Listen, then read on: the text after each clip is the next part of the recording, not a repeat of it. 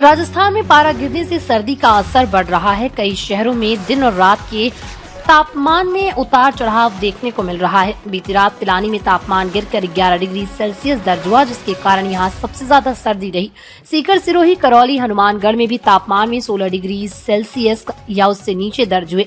मौसम विभाग का अनुमान है कि 22 अक्टूबर को पश्चिमी राजस्थान के जिलों में एक हल्का प्रभाव का पश्चिमी विक्षोभ सक्रिय होगा, जिससे जैसलमेर, बीकानेर, गंगानगर, हनुमानगढ़ एरिया में हल्के बादल छा सकते हैं और कहीं कहीं बूंदाबांदी हो सकती है।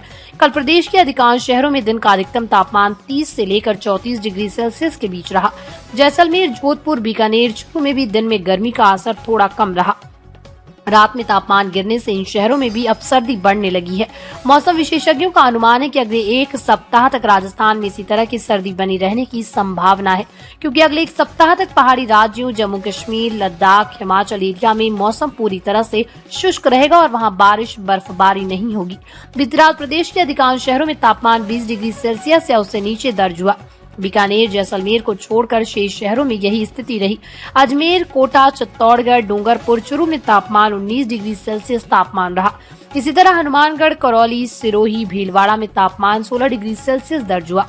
राजस्थान के पिलानी में बीती रात न्यूनतम तापमान 11.8 डिग्री सेल्सियस दर्ज हुआ, जो इस सीजन में किसी भी शहर का सबसे कम तापमान रहा।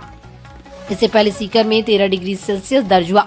शेखावाटी एरिया में लगातार तापमान गिरने से यहां सर्दी का आगाज हो गया। लोग अब रात में गर्म कपड़ों का उपयोग करने लगे हैं।